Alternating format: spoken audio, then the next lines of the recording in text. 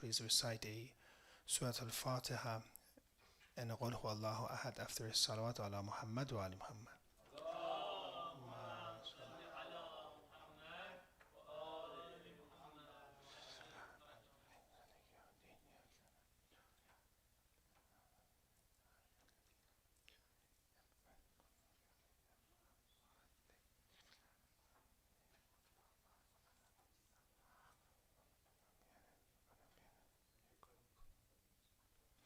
أعوذ بالله من الشيطان الرجيم بسم الله الرحمن الرحيم الحمد لله رب العالمين والصلاة والسلام على أشرف الأنبياء والمرسلين سيدنا ومولانا أبي القاسم المصطفى محمد اللهم صل على محمد وعلى أهل بيت الطيبين الطاهرين ولعنة الله على أعدائهم إلى يوم الدين. One of the tawfiqat that Allah gives us is love of Ahlul Bayt alayhimus salam. Many times we think about how this love comes in our hearts. We really don't know. But we know that Allah does inshirahul qalb. Allah opens up the hearts. Allah opens up the chests. Sometimes you have from the same family siblings. One of them wants to come to the path of Islam. One of them loves Ahlul Bayt. The other does not, for example. What happens is that Allah chooses who loves Ahlul Bayt, who follows their path, who cries for them. And of the tawfiqat and blessings of Allah is to come to the majlis of Sayyidah Fatemiyya alayhi salam. This is one of the great tawfiqat and blessings that Allah can give someone. To be able to remember her, to be able to come together as a community, to talk about her struggles, talk about her life, and to connect. That connection part is very important. Tonight, when you connect to Sayyidah Fatemiyya, make sure you make dua for others, for us, because that ittisal and connection is important. To view yourself as being a guest of this honorable, infallible lady, to know that Rasulullah, the Prophet, is very happy with you, is satisfied with you when you attend the gatherings that are for Sayyidah Fatemiyya, because she is a part of him. Fatimatu bad'atun minni, she is a part of me. Whoever bothers her, abuses her, has abused me. So therefore, one of the best ways to get Rasulullah, her Holy Father, to love us, to inshallah make shafa'at for us, intercession, is to remember his infallible daughter, Sayyidah Fatemiyya alayhi salam. Some of our ulama mentioned that when it comes to great affairs of their nation, they wait for this time period to make dua. The prayer of Fatemiyya is something very special. Tonight we want to talk about the importance of Fatemiyya. When you look at different Islamic occurrences, like Karbala, Ashura, for example, you see that many of us, we have a lot of detail. We know exactly what happened, the different maqatil we read. And most of you, if I ask you, how was Imam Hussein alayhi salam killed? You know, from the beginning to the end, you know what happened. But if I were to ask you, how did our mother, Sayyidah Fatemiyya, pass away? What happened during this time period? How many times was her home attacked? What happened exactly?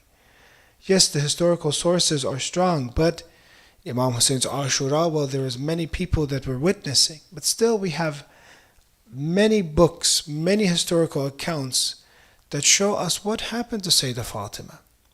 We ask ourselves, first of all, should we even engage in such debates, historical facts?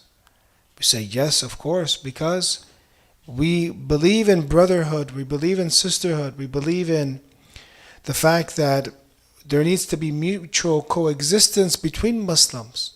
This doesn't mean that we should hide the history books. This doesn't mean that you should hide imamat. Because imamat was what she died for, was what she was shaheed for. Many people, they think that this issue is an issue of just leadership. Is it? Is Fatemiyya just a leader of political leadership? No. Many people followed Amir al-Mu'mineen after they came to him and wanted him to become the Imam, the Khalifa, after the three Khalifas afterwards.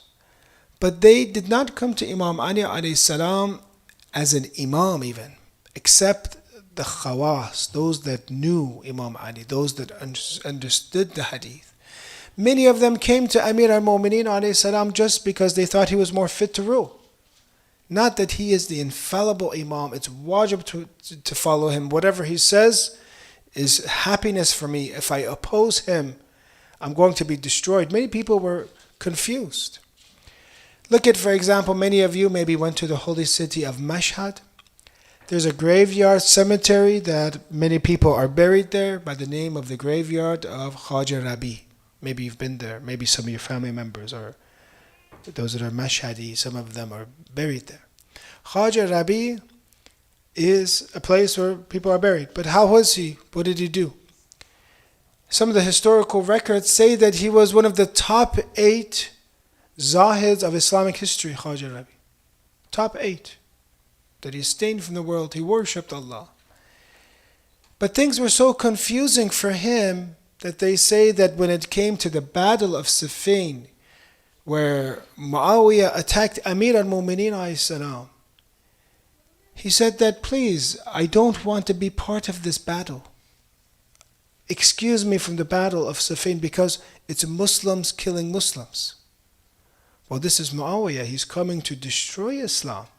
He might have the image, the posture of a good Muslim, but inside his heart, he wants to destroy Islam. One of our great ulama, Allama Askari, says that many of the false narrations that were attributed to Rasulullah were made up. There was Jal during the time of Muawiyah. So even someone like Khaja Rabi, he was confused, didn't know what to do. And of course we don't know, Allah will judge. But to show you that that time period was a time period where people, if they did not study the hadith, they did not study the narrations, they did not understand what was going on in the world during that time, they could be easily misled. That's why it's wajib. One of the hadith from Imam Sadiq alayhi salam says 6 types of knowledge is wajib. 6 things to know, 6 things to do is wajib. One of it is to know haqq. One of it is to know batil. You have to know the truth. You have to know what is wrong. Look at the time period we're in right now. How difficult it is to stand up against oppression. Some people are afraid, they're students, of their visa, their green card. They're afraid of, for example, what will happen with their business, what happens. But we're witnessing genocide in front of us. And only a few are standing up. Only a few are attempting to tackle this problem that is happening. During that time, say, the Fatima alayhi salam, she taught us. She is the mother of resistance. That when something is wrong, and when something is the main part of deen, you know the famous tradition is Hajj, for example. Islam is Bunya ala al-Khamsa, for example. 5 pillars of Islam, of fasting, of salat, of zakat, for example. These are Hajj. These are very important parts. But wilayat and authority of Ahlul Bayt is the most important of these 4, of these 5. Wilayat means, in the tradition says, that this wilayat is what's guiding the other 4 things. She knew that she had to give whatever she had and to stand up against this oppression, stand up against wrongness, falsehood, in order to keep wilayat and imamat alive. It's not only political leadership, even though that is part of it. What is more important of this is the institution of imamat. That a person is designated from Allah, chosen to teach us deen. That he is the major reference of deen. Whatever he says is deen. Let's look at some of the historical sources of Fatemiyya and understand what happened during such an important time period. We see that when we investigate, our first question is this limited to Shia sources? You're saying that the daughter of Rasulullah was martyred, was attacked. her house was set on fire. Is this in Shia sources, or can we find this in Sunni sources as well? The first source that tonight gives us more information about Fatemiyya and its significance is the book of Tabari. The book of Tabari and Iqd al-Farid and other books say that they came to her door, O daughter of the Prophet, I didn't love anyone as much as I loved your father, nor anyone after him is more loving to me as you are, but I swear by Allah that if these people assemble here with you, what is he referring to these people? Those close companions of Imam Ali of Rasulullah who followed the path of Rasulullah exactly. The likes, for example, of Salman, Miqdad, the likes of them, Abu Dhar, those types. Then this love of mine would not prevent me from setting your house on fire. The first historical evidence we have is in the book of Tabari, where they came to the door of Sayyidah Fatima, her house, the house of Imam Ali, the house of Sayyidah Fatima, saying, I will burn this house. I will set this house on fire. And we can't imagine this, because you're saying, wait, who is her father, Rasulullah? She is mourning. She is sad by him. Now you come to this house. The second historical source is in the book of Ansab al-Ashraf of Ahmad ibn Yahya al-Baladhuri. Baladhuri was a person who was in the courtyard of Mutawakkil. He was a historian, one of the very strong books, maybe even stronger than the other books when it comes to history.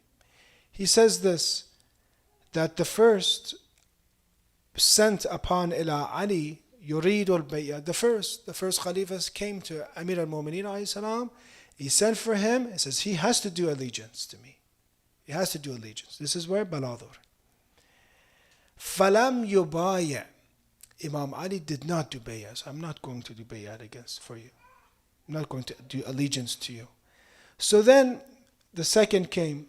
وَمَعَهُ fatila, and he had a torch, something to set fire. He had a torch. It says, فَتَلَقَّتْهُ فَاطِمَةَ عَلَى الْبَابِ. Fatima, the daughter of Rasulullah, came at the door, saw he has a torch in his hand. And this, again, this is in Ansab al-Ashraf. فَقَالَتْ فَاطِمَةَ to him, أَتُرَاكَ مُحْرِقًا عَلَيَّ بَابِي. Do I see you want to set my door on fire? قَالَ نَعَمْ. Yes. So this is the second. Is this in a Shia source? No. Is this in historical sources? Yes. Is it a strong book of history? Yes. And Ansab al-Ashraf, share this with your children, your grandchildren, with your family members, that this was a reality. This is not something that they say the Shia, added later on. These are books that are from the time of Mutawakkil, from 100s and the 100 after Hijrah. So this is the second source. The first was they gathered and threatened. The second is they actually had a torch. Where? Tabari, Iqd al-Farid, and Ansab al-Ashraf. The third, Mu'jam al-Tabarani, another Sunni source. Mu'jam al-Tabarani brings three things that the first wish he didn't do. Wadidtu, one of them, أن لم أكن كشفت بيت فاطمة. I wish I did not have this door open or this house open. I did not dishonor this house. وتركته, and I left that alone. So he's admitting to it, that they did hujum, they did attack. And the last is Ibn Taymiyyah that I'm going to share tonight. Ibn Taymiyyah even says, إِنَّهُ كَبَسَ الْبَيْتِ. He broke open the door.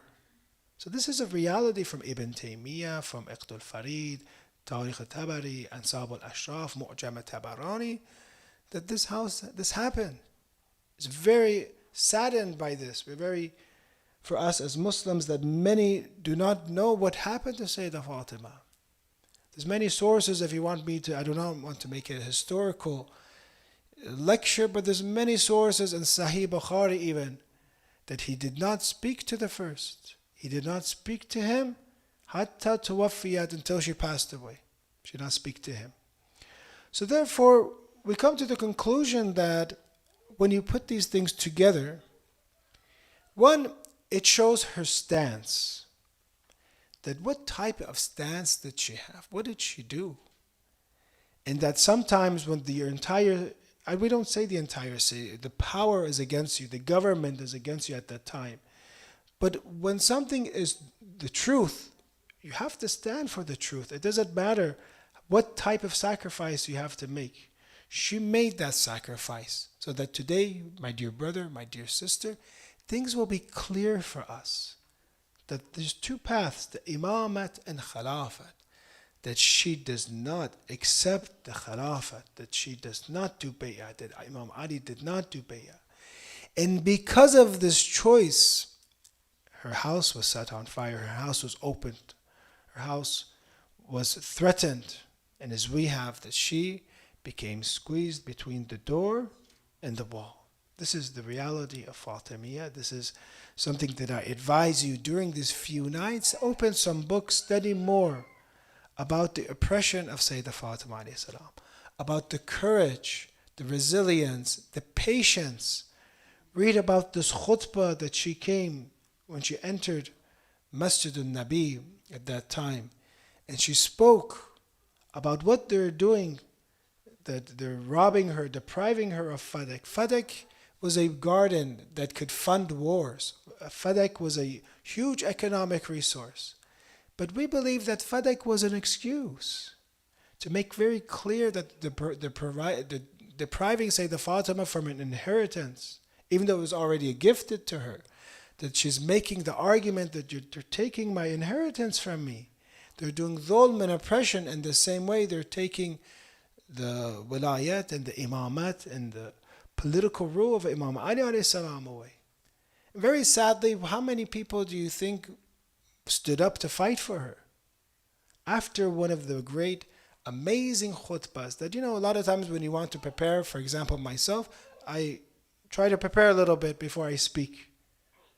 I don't have that much knowledge, so I have to look and really study. Some of the ulama, great scholars, they say that they prepare their lecture when they say wa sallallahu ala sayyidina, they prepare at that time, that little beginning, because they have so much knowledge, they can choose the topic and talk about it from memory. That time I have to prepare. But Sayyidah Fatima alayhi salam, there's no preparation to sit down and write, or Sayyidah Zainab alayhi salam, that we write or we have someone to look at, edit it. Right there she spoke, during so many people were there. And how many people stood up to help her? How many do you think stood up to help her? Nobody, except for Imam Ali and those ashab khas, like Miqdad and Abu Dhar and Salman, like the likes of them, were of Ahlul Bayt, minna Ahlul Bayt. But one of our ulama, Ayatollah Sadr, becomes saddened. He cries when it comes to this part of the khutbah, because he says that nobody stood after she had just lost her father, after this khutbah. But another lady in the battle of Jamal, the battle of the camel, gives a khutbah and 30,000 people rise for her in the attack Amir al-Mu'mineen in the battle of Jamal. 30,000 after she speaks, after she orders. But Sayyidah Fatima is madluma. Tonight we're here, we really don't even know where she's buried. Some people, they say in the poetry that be careful where you step in Medina. Be careful. Under this dirt could be Sayyidah Fatima. You don't know where she is. Be careful where you step in Medina. This is one of the highest forms of dhulm. Even sometimes we say no day is like Ashura. No day is like your day, Imam Hussein. La yawm ka yawmak ya Aba Abdullah. No day is like your day. But they ask Imam Sadiq, the Imams, they say that is bitter. The martyrdom of Sayyidah Fatima is bitter for us. Because the martyrdom of a brave lady who just had lost her father 100 days after Ghadir, she comes and is spreading the message of the walayat of Imam Ali alayhi salam. Abu Amr, she sees this person in the graveyard when she's visiting Hamza, who's known as Sayyid al-Shuhada of his time. Her uncle, she would come and visit because the Shaheed, her uncle Hamza, is one who needs to be visited, and she would have, they say, a tasbih, something from the dirt of the grave of Hamza. Abu Amr comes and asks a question and says, in the tradition, has Rasulullah appointed for himself a successor? In the tradition, she is surprised. Ta'ajjub, she's surprised. Where were you in Qadir? Where were you? 120,000 people, 100,000 people mentioned it. Where were you in Qadir? But then he asked this question, why did he, qa'ada an haqqi? Why did he sit down from his right, if it was his right? Then she explains, not only is she talking about the Qadir of Amir al-Mu'minin alayhi salam to others, she's giving the reason, because مثل الإمام كمثل الكعبة تؤتى ولا تأتي. Because the example of the Imam is the example of the Kaaba. The holy Kaaba, you come to the Kaaba. The Kaaba does not come to you. You have to be willing and prepared to be under the wilayat and guardianship of Imam Ali alayhi salam, so that you can transform your life, society can transform. Not that the Kaaba comes to you. You go and perform Hajj. Hajj does not come to you. So therefore, that is one instance of Sayyidah Fatima alayhi salam explaining. Another instance is that sometimes we think that she gave, so I gave you one example, is a khutbah, sermon, in front of everyone to defend walaya, to defend the dhulm that's happening to her.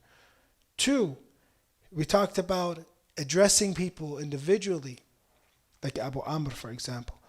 The third, we see, for example, some that were companions of Rasulullah, known as to be companions, Mu'adh ibn Jabal. Mu'adh ibn Jabal was a person who was known, they say, for his knowledge, to be a companion, all of this. She comes to him, Mu'adh ibn Jabal comes to his house even, goes to some and says, I want you, paraphrasing, to help and assist Amir al-Mu'minin. I want you to help him. You're a companion, you're renowned, they know you. Come and assist Ali alayhi salam. Mu'adh ibn Jabal says, no, I cannot help you here, I'm sorry. Sometimes we look at this, we say, how come? Today, look, there's oppression, genocide, and many people throughout the world, they can do much more. So no, they just don't help. There's not only is there starvation, they're purposely being starved. They're not allowing resources to get in to starve them. Why? You see people, except for a few, doing nothing. So Mu'adh also says, no, I don't want to help. His son comes and asks, who was at our house?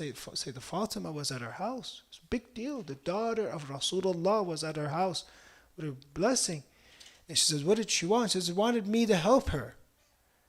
And he says, I will not help. And she told me that I do not want to talk to you again. Now you don't want to help me. I'm not going to talk to you for the rest of my life. That is how important wilayat is, guardianship. And the son says, well, I do not want to talk to you again either, father. Because Fatima, the daughter of Rasulullah, came and you decided not to help her. I don't even want to talk to you again. Now, is this right, what he's saying for his father? In terms of beliefs, it is, but I don't want to get into instances where children, are against their parents or whatever. Usually we say, even if they oppress them, to have that, ability. But this is a critical issue this time. It's the issue of wilayat. So therefore, this was an introduction to the topic of Fatemiyya. Is the sources are there. Do not say the sources are not there. I read for you Sunni sources. I did not get into Shia sources. Because the Shia sources get into details about what exactly happened. The dhulm that happened. Just so you know. I'll mention, some of them. The dhulm that happens, in some of our scholars, they compiled it. And they say about this oppression that happened to her. One is that her house was burnt actually. That it was actually burnt. 33 sources. This is Sayyid Ja'far Murtada al-Amili, a Lebanese scholar. He wrote books about Sayyidah Fatima alayhi salam. He brings 33 sources that her door was burnt. Her door was burnt. I apologize, for saying this. 64 sources that she was hit. 64 sources in history he brings. 24 sources that her ribs were broken. 24 sources that her ribs were broken. 2 sources that her eyes were injured. 34 sources that she was martyred. 74 narrations that Muhsin was miscarried because they hit her, because of miscarriage from being hit. Al-Kafi says, Inna Fatima alayhi salam Siddiqa al-Shahida. Imam Kazim alayhi salam says, very famous tradition. Fatima is a Siddiqa, the truth teller. She tells the truth. She acts upon the truth. Sometimes when you say someone is a truth-telling person, that's one level of sidq. But when you to be Siddiq, Siddiqa means that your actions and your speech match each other. That is the person that is truly Siddiq. One is not to say a lie. That is one level. Many people, they don't lie. But to really be a Siddiqa, which is one of her titles, means that whatever you do is in line with whatever you say. If you say, إِيَّاكَ نَعْبُدُ وَإِيَّاكَ نَسْتَعِينُ, if you say, only you, Allah, do we worship, and only you, Allah, do I seek help from, it means truly that she only seeks help and worships Allah. But a lot of times when we say this, we're lying, because right at that time I'm thinking of something else. I'm worshipping something else. My heart is somewhere else. I'm doing ibadah of something else. But truly she was a muwahhida, an abida, someone who worshipped, a sajida. She would do ruku, sujood, worship Allah. And this is the last part of this khutbah that I want to say, is that we understand from her not only fighting against oppression, doing what is right, but if you want to take one quality about her that makes her so important for us, is her worship of Allah. To worship Allah, her ubudiyyat, to submit to Allah. When you look at today's time period we live in, maybe some here used to go to the church before, maybe they're not Muslim. You see that in modern day Western civilization, when you want to worship, a Christian wants to worship, generally, where do they go? They go to the church. Usually, it is a specific day, Sunday, right? It is a day for worship. And if you want to worship God, do you worship Him at work? No. Go to church. If you want to worship Him in school, do not mention God in the school. God should be mentioned in the church. Well, this book, you're talking about zoology and animals. I want to know who created them. You talk about how magnificent they are. Who created them? Don't talk about creation here or creator. Go to church and study that, for example. But here we study evolution. They just came about, evolving, they came out like this. So we understand from the culture that we live in is that religion and deen is a place that belongs in a church. Do you think this is correct? Is that how Islam teaches us? That deen is only on Fridays in the masjid, and only Masjid Nabi has, for example, Islam. Nowhere else has. No. We learned that actually every place can become a masjid. Every place can be a place of worship. If you remember Allah at your place of work, and if you do halal business, and you don't disrespect your co-workers, your employees, obviously you don't disrespect your employer because you get fired, but generally you're nice to everyone, then that is a place of worship of Allah. If you remember Allah during that day that you're busy with business, then you have worshipped Allah. They say during the time of Rasulullah, a person came that was very fit, very strong. And he was moving things. Some people, their jobs is this. They do haml. They move things from one place to another place.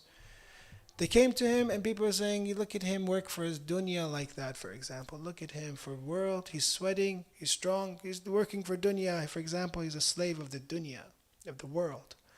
Rasulullah teaches them and says, no. He is working for the akhirah. His work is akhirat. His work is for hereafter. Because if it's going to be causing his family to be away from poverty, to be in need, to not get alone anymore, and to have dignity, and to be righteous, then this is akhirah. This is the hereafter. Meaning, your work is akhirah.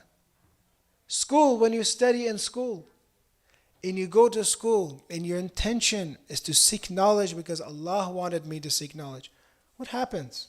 Your school becomes a place of worship. Your school becomes a masjid. Now I want you to imagine, if you take away God, and you take away religion from work, from school, from your intentions, what happens? Then you could follow the khutawat of shaitan. You could follow the steps of shaitan, because then shaitan will fool you.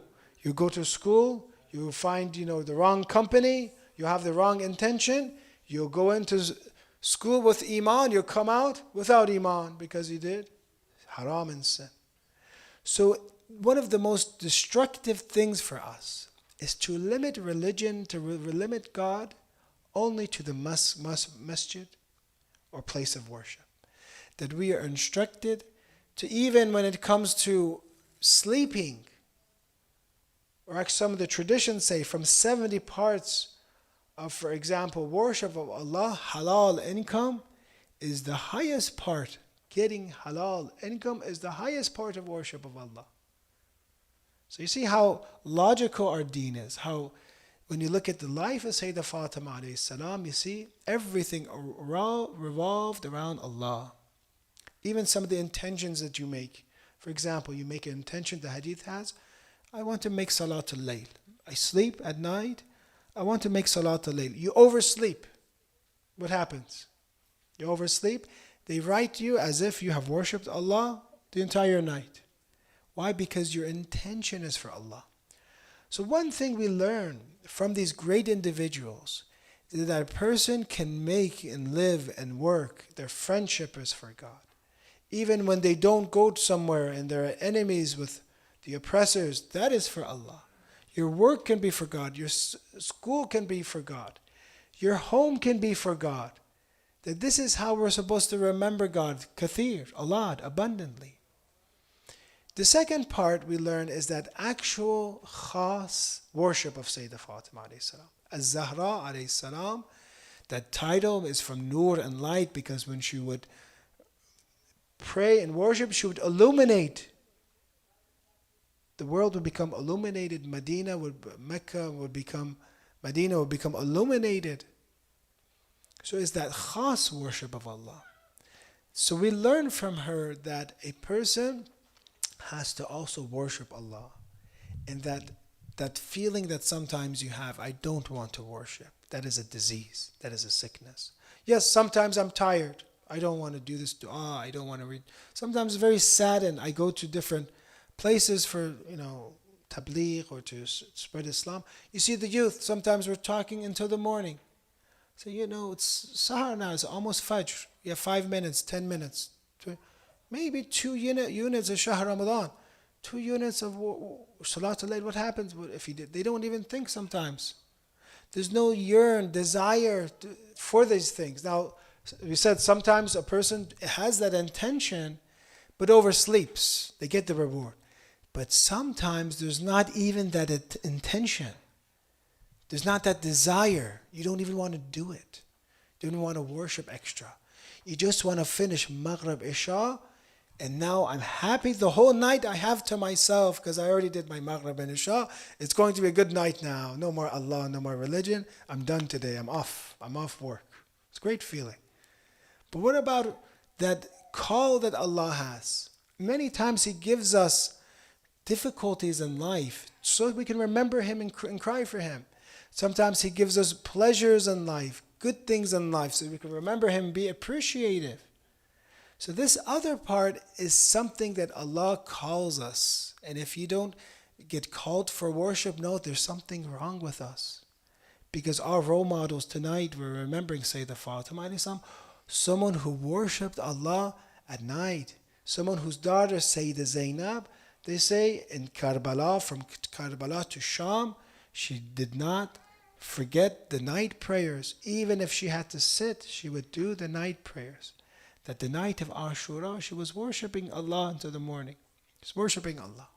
So this is a second part, that we learn this desire for God. I'm going to finish with this hadith. And this tradition is a very interesting hadith, because it shows us how great in the different steps that one can become completeness. Whoever wants to hear this hadith, say salawat, inshallah. Sallallahu ala Muhammad. Whoever did not recite salawat, put your hands in your ears, see, because you didn't want to say it. Recite another one louder. Allahumma salli ala Muhammad wa ala. The hadith is this. Inna ulil albab alladhina amilu bil fikra. Those who are of the ulil albab. Who are the ulil albab in Quran says? People of intellect. People who base their life on the intellect. They're the ones who act upon fikr and thought. When they want to do something, they think. That is insan. Insan is mutaharrik bil irada. Man can choose what to do. But the difference is that haywan is mutaharrik bil qariza, with their instinct. But man is mutaharrik bil irada. And what does the irada come from? Fikr, aql. Says, I need to do this, I want to do that. Hatta warithu minhu hubb Allah. When a person, the first stage of completion, you all want to be complete. You all want to follow what your mother, say the Fatemiyya alayhi salam, had become, who she was. The first step is when you act upon fikr and thought, you gain what? Hubbullah. You begin love of Allah. So you work for it. You do what is logical, what is intellectual. You begin to love Allah. And you've seen this. When you start to act upon Islam and what is logical, you gain love of Allah. فَإِنَّ حُبَّ اللَّهِ إِذَا وَرَثَتُ الْقَلْبِ استداء به وأسرع إليه اللطف. Stage 2 in this tradition. So stage 1 was what? I think, I act, I become in love with Allah. Then I have the nur of Hubbullah. I gain this quality of al-lutf, compassion. Some, you see, the most pious, the truly pious people, they were the most compassionate. They always wanted khair and good for everyone. And when something bad would happen to someone, they would make dua and become so saddened. Why? Because their heart is not harsh. They have a soft heart. So acting upon thinking causes love of Allah. Love of Allah causes loads of compassion. Then when a person is compassionate, the next step is they become Ahlul Fawaid. What does Ahlul Fawaid mean? A person of benefit. They begin benefiting everyone. Hey, you need a ride over here. Oh, you don't have a ride, let me arrange it. Oh, masjid needs to open. Oh, masjid needs to close. I need to volunteer. Oh, you need a loan, for example. You need, some help in your life. You need assistance. I know one person. He would help, so much in one state that whoever in the community needed something, he would, give it to him. So he became Ahlul Fawaid, Ahlul Benefit. Then, when he helped people, Ahlul Fawaid, صار من أهل الفوائد تكلم بالحكمة. Now when you're benefiting people, the next stage of progress is you gain wisdom. What is wisdom? One of the interpretations of wisdom is this, that it's different than knowledge, ilm. Knowledge means to theoretically know. Hikmah means to know what to do. To do tatbiq, to correlate that knowledge with the real world. Right now, you see our ulama, they face difficult decisions sometimes. What are they going to do? What are they not going to do? Allah grants them wisdom, hikmah, what to do, for example. To have patience, not to have patience. فَإِذَا تَكَلَّمَ بِالْحِكْمَةِ صَارَ صَاحِبْ fitna. Then they have fitna wa tata, which is they become clever. When they become clever, they become amila fil qudra. They become strong. This is how Islam make someone perfect. They become compassionate, beneficial, wise, smart, strong. And to end, فَإِذَا عَمِلَ بِهِ مَا فِي الْقُدْرَةِ عَرَفَ الْأَطْبَاقَ السَّبْعَةِ. They know the seven heavens. And this is the reason why I gave this hadith, is this part. فَإِذَا بَلَغَ هَذِهِ الْمَنْزَلَةِ جَعَلَ شَهْوَتَهُ وَمَحَبَّتَهُ فِي خَالِقِهِ. This final stage is that after a person acts upon thinking, after you do this, then you become compassionate and loving. Then you start benefiting everyone. Some people, they don't benefit. They pass away. Nobody really, for example, sees what type of benefit they did. Some are very compassionate. They benefit so many people. Then they are wise. They have hikmah. Then they become smart, strong. Then their desires change from lower desires, from shahwa, into mahabba of the Creator. Meaning that their appetite changes. Some people right now, if they ask you truly, would you want to go to this island, let's just say everything is halal or whatever, you go to this island vacation and you see the clearest of waters, swim, most beautiful of things, would you rather go there, or would you rather go to Medina right now and visit Rasulullah, the Imams, and say the Fatemiyya, which one? So Allah changes slowly in you your lower desires into love of Allah. And every time your fun, your excitement, your interest is nothing but love of Allah. So this is one of the ways. And then I'll say that the last part, فَإِذَا فَعَلَ ذَلِكَ نَزَلَ مَنْزَلَةَ الْكُبْرَى فَعَيَّنَ رَبَّهُ فِي قَلْبِهِ. Then he begins to see Allah in his heart. So these are stages in hadith that when a person progresses and he follows this, finally he sees Allah in his heart. But what happens? Those desires, dunyavi desires, automatically change into wanting to worship. So know that if we do not want to worship Allah, and I'm saying this to myself, to know there's something wrong with me. And know that the best way is to start this journey with acting upon the intellect.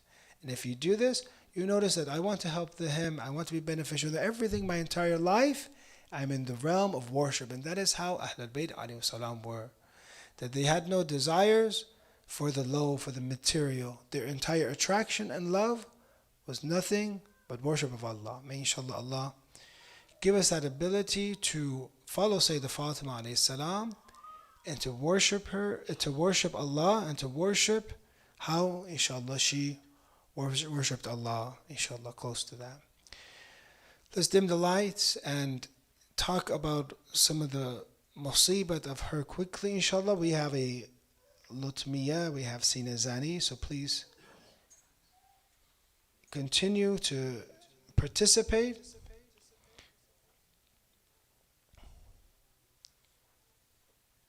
Imam Ali alayhi salam, we see in the traditions that a person is granted tranquility in sakina. Uskun or maskan means sakina, tranquility, comes from that root word. The home is a place of tranquility. Imam Ali alayhi salam lived in a very peaceful house. He had the best wife, best children. He had the most tranquil of homes because Allah mentions in the Quran, وَاللَّهُ جَعَلَ لَكُمْ مِنْ بُيُوتِكُمْ سَكَنًا. Allah has made your house, your homes, a place of taskeen, tranquility. But what did they do to Imam Ali alayhi salam? That they took away this tranquility from him. That at the nights after the martyrdom of Sayyidah Fatima, his nights became very long. His nights became sleepless. فَأَمَّا حُزْنِي, he says, فَسَرْمَا. And as to my grief, it has no bounds. وَأَمَّا لَيْلِي فَمُسَهَّدْ. And as to my nights, they will remain sleepless. They took the sleep away from Amir al-Mu'mineen alayhi salam. They caused this taskin and tranquility to become huzn and grief for Amir al-Mu'mineen, the commander of the faithful. Inna lillah, inna ilayhi raji'un. Ya Allah, we ask you, because of the honor of Sayyidah Fatima, grant everyone their hawa'ij, inshallah. Bless the souls of the marhum, especially dear Muhammad Azmoon and other marhumeen of yours who have passed away, especially in our community. Give shafa to the sick and give us, inshallah, victory over the oppressors, inshallah. And do ta'jeel of the faraj of the Imam of the age with a salawat ala Muhammad wa ali Muhammad.